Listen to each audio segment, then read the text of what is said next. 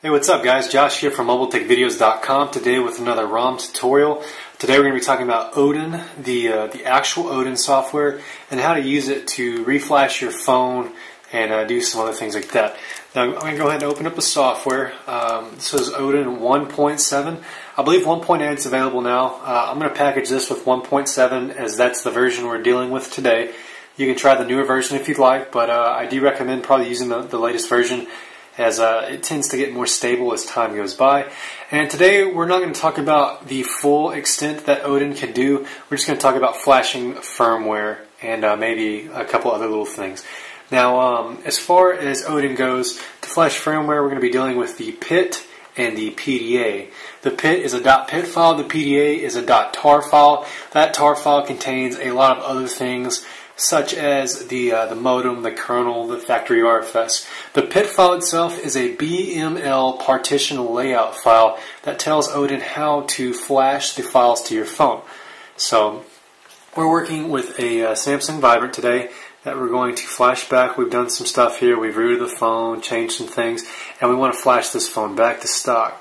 So we'd like to do that. So what we want to do first is power off the phone. Now, this is going to talk about getting your phone into download mode. I have a video to teach you all the different methods of getting into download mode, but we are going to achieve download mode today with our handy MobileTechVideos.com download mode jig. Now, you can get this jig for a very affordable price at my website. The link for that is below, and you can actually get that right now and check out that link. They're selling very well. People are buying them, lots of great feedback, and they're good for getting out of brick situations as well. They'll almost fix any brick situation except for a true hard brick. So the phone's powered off, and we're going to put this in a download mode. For us, we simply need to insert the jig, which is way easier, in my opinion, than the other methods. So we're going to put the jig in there, and it's going to put us in a download mode. Now, we've got our USB cable plugged in on the other side.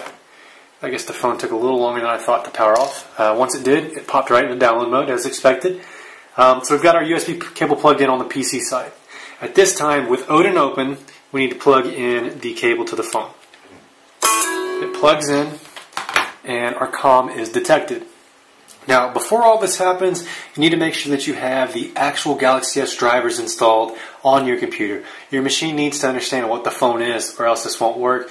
I'm assuming if you're at the point of flashing firmware that you've already done that. If you haven't, just do a quick read up on how to get those drivers installed. It's a simple executable package that'll do all that for you.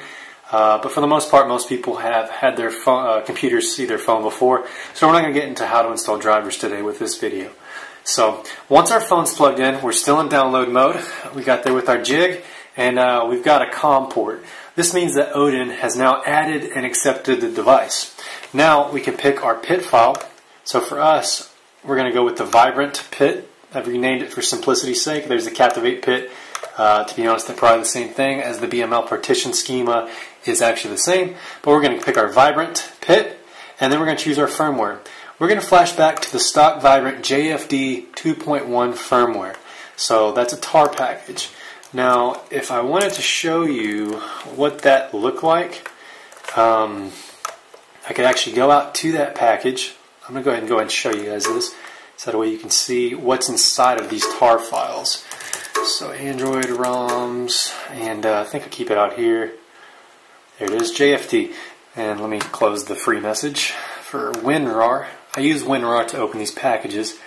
Now, we've got cache.rfs, dbdata.rfs, factoryfs.rfs, the modem, which is how the phone interacts with your network, param.lfs, which stores all the boot images and stuff like that, as well as the Z image, which is the kernel. So basically, we've got the actual operating system files, the database system files, the modem, the partition that controls all the boot images and how the phone interacts with those logos, and then we've got our kernel. All those files are going to be flashed in order according to our PIT file.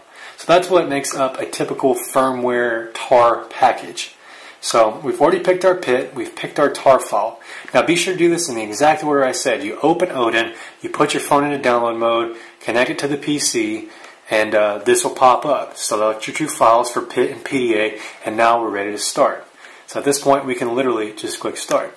Do not unplug your phone. There's a warning on the phone that says do not turn off target. Don't turn it off. If you turn it off at this point, you can actually brick your phone for good. Don't worry too much about that either. I do offer an extended JTAG debricking for $75, but you don't want to have to get to that point when you could just not turn off the phone. So be sure you've got a full battery on the phone, a full battery on your laptop if you're not on AC power. I recommend you do it from a desktop or a plugged-in laptop so that way nothing happens. You just don't want this to turn off. So as you can see here, it's gotten the PIT for the mapping. A firmware update has started, and it's flashing these files in a certain order. We've got our cache, our modem, our factory, so it's already flashed the modem and a couple of other files. And on the phone, we see our blue progress bar to indicate how we're doing. Now, this is going to go ahead and take another few moments to finish. We're going to allow it to finish, and we'll do a recap and talk about what was done to the phone, and we'll give you a tour of how the phone is after the flash. Okay, our flash is almost done, and I just wanted to show you guys what to expect on the phone side when this completes. So, I'll show the recap. This is going to reset the phone in a moment and turn blue. There goes the param, there goes the kernel, and the data. It resets, turns blue. You get a green indicator for a pass, as well as how long it took. It took us 2 minutes 11 seconds. There's our vibrant screen.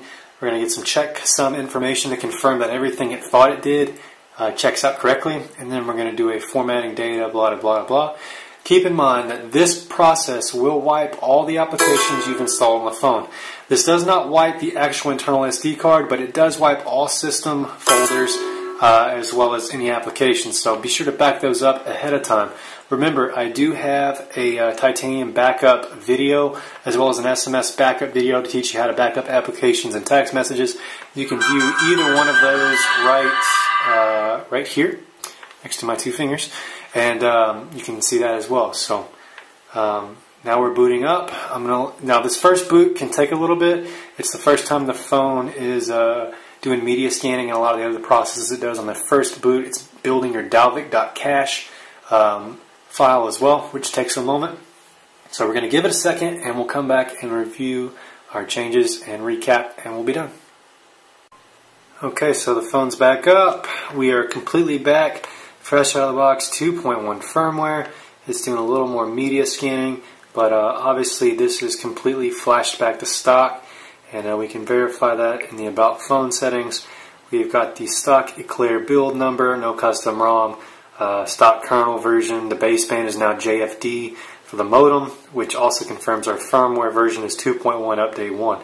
So this is a great way to flash back to stock. It's the recommended way to flash back before you upgrade to a ROM on the Vibrant as well as many of the other Galaxy S variants, and that's how you do it. So keep in mind to always use caution when doing something like this, as it does involve some serious things. You don't want to unplug in the middle of ODIN, and highly recommend grabbing one of these jigs today.